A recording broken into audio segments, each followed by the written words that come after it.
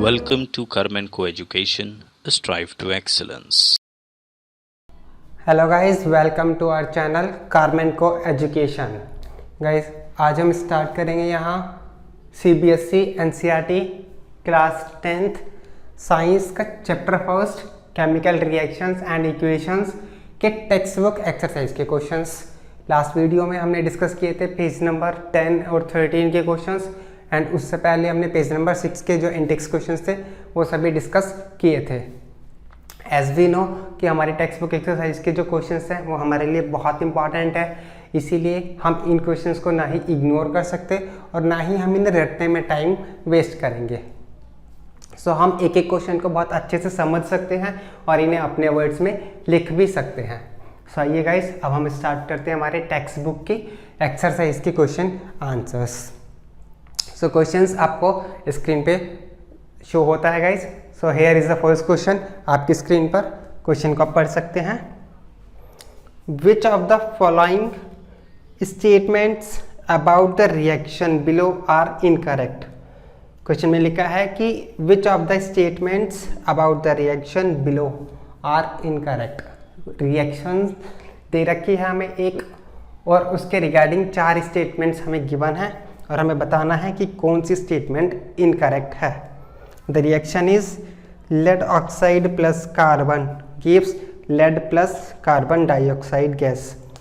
Okay, so reaction तो हमें दिख गई और साथ साथ हम इसके पॉइंट्स पढ़ते हैं कि कौन कौन सी स्टेटमेंट्स हैं इसमें। फर्स्ट है lead is getting reduced, second carbon dioxide is getting oxidised, third is carbon is getting oxidized, and the fourth one is lead oxide is getting reduced. So आइए देखते हैं हम इस क्वेश्चन का आंसर। तो सबसे पहले हमारा काम क्या होगा, इस रिएक्शन को लिखते हैं हम। सो हमारी रिएक्शन है गाइस, जैसे कि हमने देखा 2PbO plus C becomes Pb plus CO2। यही थी ना हमारी गैस रिएक्शन। इसमें बैलेंसिंग के लिए यहाँ पे 2 लिखा हुआ था आई थिंक, तो यहाँ पे हमने 2 लिख दिया। बैलेंस हो चुकी है। स्टेट्स, ये सॉलिड फॉर्म में था, ये सॉलिड फॉर्म में था, this is also in the solid form and this is gaseous form. So ये हमारे पास स्टेटमेंट हमें रिएक्शन गिवन है क्वेश्चन में। अब हमें बताना है कि स्टेटमेंट्स कौन से ट्रू है और कौन सी इनकरेक्ट स्टेटमेंट्स है बेसिकली। सो किस बेसिस पर बताना है हमें इसकी स्टेटमेंट्स। सब्सटेंस ऑक्सीडाइज्ड कौन सा हुआ है और सब्सटेंस रिड्यूस्ड कौन सा हुआ है, बेसिकली उस बेसिस पर हमें बताना है। तो आइए गाइस देखते हैं। हमने पढ़ा था ऑक्सीडेशन और रिडक्शन में कि ऑक्सीडाइज्ड कौन सा सब्सटेंस होता है, सब्सटेंस रिड्यूस्ड क्या होता है, ये सब चीज़ें। सो आइए एक बार दोबारा देख लेते हैं। ऑक्सीडाइज्ड सब्सटेंस, ऑक्सीडाइज्ड क्या होता है गाइस, ऑक्सीडेशन के प्रोसेस में किसी भी सब्सटेंस में जब ऑक्सीजन ऐड हो जाती है या हाइड्रोजन उसमें से रिमूव हो जाती है, मतलब ऑक्सीजन उसमें प्लस हो जाती है या हाइड्रोजन उसमें से रिमूव हो जाती है, माइनस हो जाती है, तब वो कहलाता है oxidation. On the other hand अगर हम बात करें रिडक्शन की, सब्सटेंस रिड्यूस्ड की, सो इसका जस्ट अपोजिट, अगर किसी सब्सटेंस में से ऑक्सीजन निकल जाए या हाइड्रोजन ऐड हो जाए तब हम उसे क्या बोलेंगे, रिडक्शन कहते हैं। इतनी बात हमें पता है guys. So in this reaction carbon becomes carbon dioxide. Carbon में क्या हुआ, oxygen plus, that means oxidised. Yes, simply हम लिख सकते हैं इसे कि कार्बन क्या हुआ है, ऑक्सीडाइज्ड हुआ है। On the other hand lead oxide becomes lead, oxygen निकल गया है, दैट मीन्स इसमें क्या हुआ है, रिडक्शन हुआ है।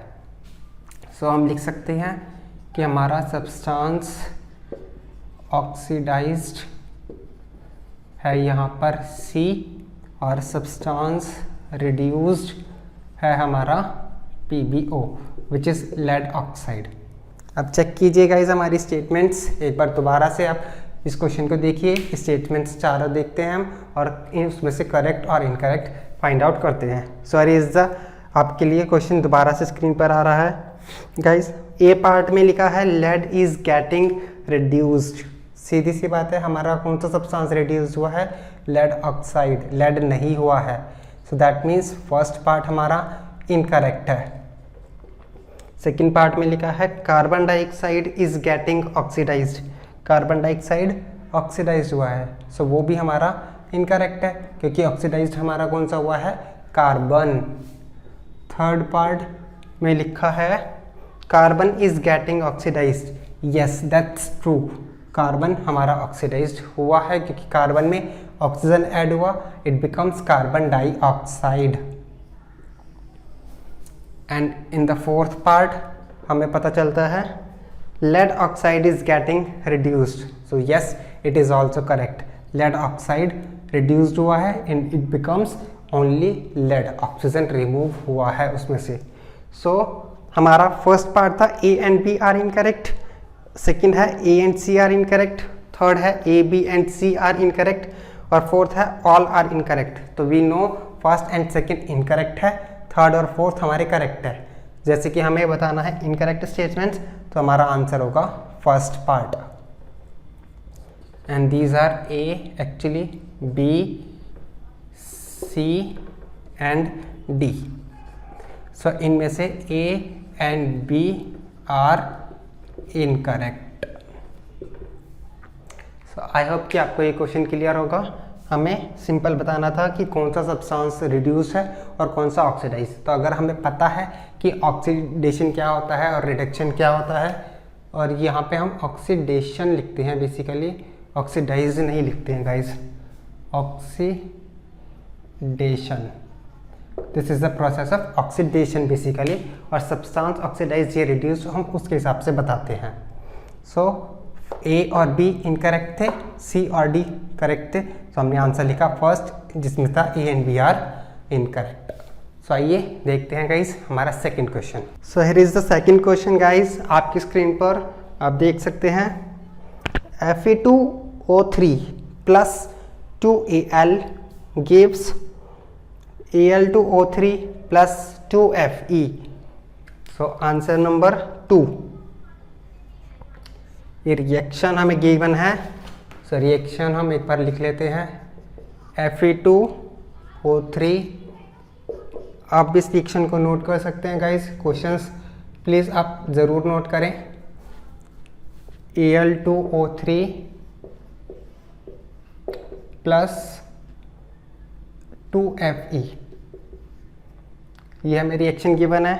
The above reaction is an example of, चार ऑप्शंस दे रखे हैं हमें, combination, double displacement reaction, decomposition reaction और डिस्प्लेसमेंट रिएक्शन। तो हमें बताना है कि ये रिएक्शन कौन से टाइप की रिएक्शन है। आइए देखते हैं इसका answer. So guys this is iron oxide और we can say ferrous oxide, एक ही बात है। This is aluminium. तो जब एक हमने पढ़ा था कि एल्यूमिनियम है, एक हाईली रिएक्टिव मेटल है, और आयरन जो होता है वो लो रिएक्टिव मेटल होता है। तो जब एक highly reactive metal low reactive metal के कंपाउंड से रिएक्ट करता है तो क्या करेगा? उसे डिस्प्लेस कर देगा। वही काम इसने किया है, एल्यूमिनियम ने आयरन को डिस्प्लेस कर दिया अपने प्लेस से और उसकी जगह ले ली, आयरन अलग हो गया। Hence this reaction is known as displacement reaction. So हमारा ऑप्शन कौन सा करेक्ट होगा गाइस? हमारा ऑप्शन नंबर कौन सा है डिस्प्लेसमेंट रिएक्शन का? यस, डी ऑप्शन जो हमारा है डिस्प्लेसमेंट रिएक्शन, वो ये सही है बिल्कुल। सिंपल क्वेश्चन है, आई होप कि आपको क्लियर होगा। चलते हैं नेक्स्ट क्वेश्चन की तरफ guys. Question number 3 is on your screen. What happens when dilute hydrochloric acid is added to iron filings? जब हम आयरन फाइलिंग्स में ऐड करते हैं डाइल्यूट हाइड्रोक्लोरिक एसिड, सो क्या होगा? टिक द करेक्ट आंसर्स, हमें करेक्ट आंसर बताने हैं। Again it is a MCQ multiple choice question है हमारे लिए। Hydrogen gas and iron chloride are produced, chlorine gas and iron hydroxide are produced, no reaction takes place और iron salt and water are reduced. कौन सा option correct होगा? सो आइए guys इसकी reaction हम देखते हैं, चेक करते हैं। Answer number 3। सो हमें करना है आयरन फाइलिंग्स के अंदर हाइड्रोक्लोरिक एसिड को ऐड करना है, right. So iron is Fe, hydrochloric acid is HCl। क्या होगा ये हमें नहीं पता अभी तक। फाइन, नो प्रॉब्लम, देखते हैं कि क्या होगा और क्यों होगा साथ साथ। दिस इज आयरन, एक रिएक्टिव मेटल है, ये एक कंपाउंड है। तो जब भी एक एलिमेंट और एक क्या होगा, कंपाउंड होगा, तो सबसे पहले ज़्यादातर रिएक्शंस हमारी कैसी होगी, वो होगी डिस्प्लेसमेंट रिएक्शन। कब? जब जो हाईली रिएक्टिव मेटल होगा वो लो रिएक्टिव मेटल के कंपाउंड से रिएक्ट करता है। तो यहाँ पर क्या होगा, वही आयरन जो है हाइड्रोजन से ज़्यादा रिएक्टिव है, तो ये क्लोरीन को, जो हाइड्रोजन को रिप्लेस कर देगा। क्या करेगा ये आयरन? क्लोरीन को रिप्लेस कर देगा। तो क्या बनेगा ये? It becomes FeCl2 plus H2। ये क्या बनाएगा? Iron chloride plus hydrogen gas हमारी इवॉल्व होगी। अब ये हमने रिएक्शन तो लिख दी, आयरन प्लस हाइड्रोक्लोरिक एसिड। हम लिख सकते हैं इनके नाम भी, iron plus hydrochloric acid what gives us iron chloride plus hydrogen gas. तो ये तो हमें समझ में आ गया कि ऐसा क्यों हुआ, क्योंकि अगेन वही डिस्प्लेसमेंट रिएक्शन, एक highly reactive metal low reactive compound से रिएक्ट कर रहा है, डिस्प्लेस कर दिया उसने। इसको बैलेंसिंग करके और दिखाएंगे हम, क्योंकि हम एक इक्वेशन लिख रहे हैं, chemical equation should be balanced. So how we can balance, हमने पढ़ा था बैलेंसिंग का मेथड। यहाँ पे हम देखते हैं Fe एक एटम है, हाइड्रोजन एक एटम है और क्लोरीन का एक एटम है। On the other hand products में Fe एक एटम है, यहाँ पे मैंने हाइड्रोजन लिया था तो मैं सेम लिख देता हूँ, 2 एटम्स, और क्लोरीन के 2 एटम्स दिख रहे हैं हमें। बैलेंसिंग Fe तो इक्वल है, Fe को तो हमें चेंज करने की ज़रूरत है ही नहीं। क्या? हाइड्रोजन और क्लोरीन को 2 से इंटू कर देते हैं। क्या कहते हो गाइस? 2 से इंटू करने पे क्या होगा भाई? 2 से जब मैं हाइड्रोजन को इंटू करूँगा रिएक्टेंट्स के पार्ट में, तो रिएक्टेंट्स में मुझे हाइड्रोजन तो क्लोरीन के साथ ही मिला है, हाइड्रोक्लोरिक एसिड पूरा था, क्लोरीन भी 2 से मल्टीप्लाई हो गया, ऑटोमेटिकली बैलेंस हो गई, ख़त्म बात। तो सिंपल थी बैलेंसिंग हमारी। Yes, so this is the answer number 3। और इसमें कौन सा ऑप्शन करेक्ट होगा हमारा? वैसे तो ये एक MCQs था जो कि हमें ध्यान नहीं रखा। सो MCQs है तो हमें डायरेक्ट आंसर लिखना था, iron chloride and hydrogen gas is formed. So option number A is correct, hydrogen gas and iron chloride is formed. So अब क्या लिखेंगे? Simply A option is correct. हमें ये सब करने की ज़रूरत केवल अपनी नॉलेज के लिए है कि इन केस हमें रिएक्शन लिखने के लिए आ जाए कि what happens when hydrochloric acid is added to iron, हमें प्रोडक्ट्स क्या क्या मिलेंगे, उसकी केमिकल इक्वेशन लिखने के लिए आ जाए, तब हम ये चीज़ लिख सकते हैं। फिलहाल हमारा आंसर केवल ये बताना था कि प्रोडक्ट्स क्या क्या हो सकते हैं। सो वो हमने बता दिया। चलते हैं गाइस नेक्स्ट क्वेश्चन की तरफ, question number 4। So guys question number 4 आप स्क्रीन पर देख सकते हैं। The question says what is a balanced chemical equation. Wow, what a question. What is a balanced chemical equation. एक बैलेंस्ड केमिकल इक्वेशन क्या होती है and why should chemical equation be balanced, और हम केमिकल इक्वेशन को balance क्यों करते हैं। सो गाइस बहुत ही अच्छा क्वेश्चन है हमारे लिए कि बैलेंस्ड केमिकल इक्वेशन क्या होती है और हम बैलेंस क्यों करते हैं, तो ये हमें पता होना चाहिए। सो गाइस देखते हैं कि बैलेंस्ड केमिकल इक्वेशन क्या होती है। तो सबसे पहले हम लिखते हैं इसकी डेफिनेशन। सो गाइस देखते हैं इसका आंसर हम। What is the balanced chemical equation. A balanced chemical equation is that equation a balanced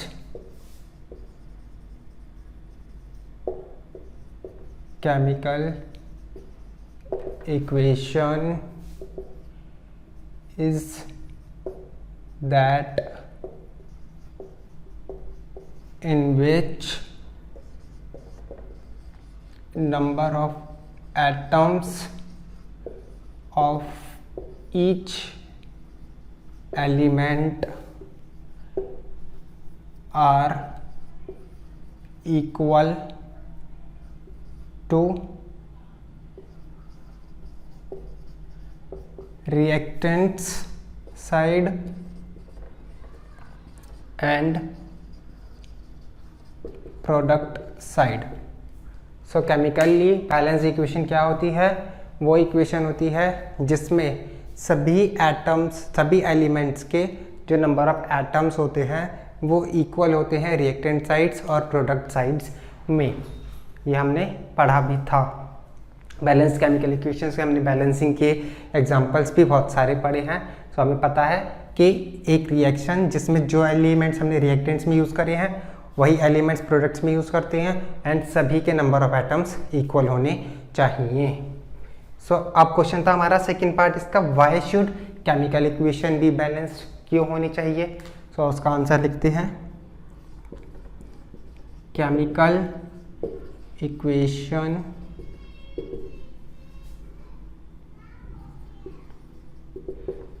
satisfy the law of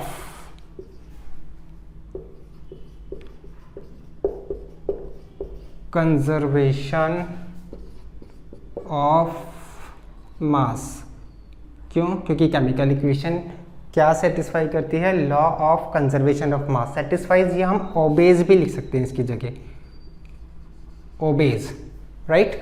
obeys law of conservation of mass. अब law of conservation of mass क्या होता है हमारा? In विच